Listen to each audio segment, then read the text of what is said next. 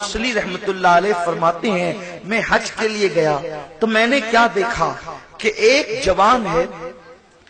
جو کعبے کا غلاف پکڑ کر ہر وقت تو ایک ہی دعا کرتا ہے، اللہ میرا خاتمہ ایمان پر فرما، میرا خاتمہ ایمان پر فرما، میرا خاتمہ ایمان پہ فرما۔ میں حیران ہوں، یہاں تو ہر دعا قبول ہوتی ہے، یہ ایک ہی دعا کی رٹ لگائے ہوئے ہیں کہ میرا خاتمہ ایمان پہ فرما، خاتمہ ایمان پہ فرما۔ فرماتے ہیں جب وہ دعا سے فارغ ہوا تو میں نے پوچھا اے جوان، یہاں تو ہر دعا قبول ہوتی ہے، تو بس ایک ہی رٹ لگائے ہوئے ہیں، اللہ میرا خاتمہ ایمان پہ فرما، میرا خاتمہ ایمان پہ فرما۔ تو شیخ عبداللہ موصلی سے وہ جوان کہتا ہے اے عبداللہ، اگر تم اللہ کے برگزیدہ بندے نہ ہوتے تو میں کبھی بھی یہ راز تمہیں نہ بتاتا۔ دراصل بات یہ ہے کہ میرے دو بھائی تھے، اتنے نیک متقی اور پرہیزگار کہ ایک بھائی نے 40 سال تک کعبۃ اللہ کے حرم میں فی سبیل اللہ اذان دی، 40 سال تک کعبے میں اذان پڑی اور 40 سال تک کبھی اس کی تکبیر اولا، پہلی تکبیر بھی نماز میں فوت نہیں ہوئی، کبھی اس کی تہجد بھی فوت نہیں ہوئی۔ اور دوسرے بھائی نے 30 سال تک کعبے میں اذان پڑی فی سبیل اللہ اور اس کی بھی 30 سال تک کوئی نماز نہیں چھوٹی، حتیٰ کہ تہجد بھی فوت نہیں ہوئی۔ لیکن جب وہ میرے دونوں بھائی مرنے لگے تو موت کے وقت انہوں نے کہا کہ قرآن لاؤ۔ جب قرآن شریف ہم نے ان کے ہاتھ میں دیا، یہ سوچ کر کہ یہ بڑے نیک متقی اور پرہیزگار لوگ ہیں، شاید دنیا سے جا رہے ہیں تو قرآن پڑھتے پڑھتے جائیں گے، جب ان کے ہاتھ میں قرآن دیا تو ان ظالموں نے قرآن اٹھا کر کے کہا معاذ اللہ کہ اس میں جو کچھ لکھا ہے وہ سب غلط ہے، استغفر اللہ، لا الہ الا اللہ محمد الرسول اللہ صلی اللہ علیہ وآلہ وسلم۔ ان ظالموں نے، بدبختوں نے یہ کہا اور یہی آخری جملہ کہہ کے وہ دونوں مر گئے۔ میں حیران ہوا، جن کی تہجد بھی نہیں چھوٹی، ایک 40 سال اور ایک 30 سال تک کعبے میں اذان پڑی اس نے کعبۃ اللہ کے حرم میں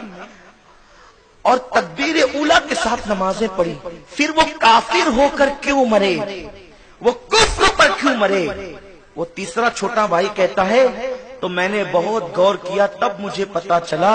کہ وہ ہر معاملے میں نیک اور متقی تھے، لیکن بس ان کی زندگی میں ایک گناہ تھا کہ جب کوئی عورت ان کے قریب سے گزرتی تو وہ عورتوں کو للچائے نظر سے دیکھا کرتے، عورتوں پہ بد نظری کرتے،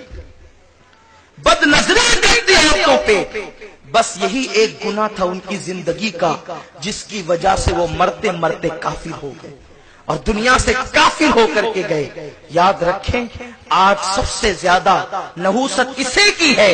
کہ ہم نے داڑیاں بھی بڑھائی، حاجی صاحب بھی کہلا رہے ہیں، نمازی صاحب بھی کہلا رہے ہیں، لوگوں کے سروں پہ ٹوپیاں بھی ہیں، بہت کچھ ہے، لیکن نظریں محفوظ نہیں ہے، ہم اپنی نظروں کو آوارہ کر رہے ہیں۔ یاد رکھیے یہ بڑی نحوست ہے، اور یاد رکھو اگر نظر اچانک اٹھ گئی کسی عورت پر فوراً نیچے کر لیں، اللہ دیکھ رہا ہے۔ میرے آقا فرماتے ہیں کسی عورت پر نظر اٹھے اور بندہ اللہ کے خوف سے فوراً نیچے کر لے تو اللہ اسی وقت 300 حوروں کے ساتھ اس کا نکاح کر دیتا ہے۔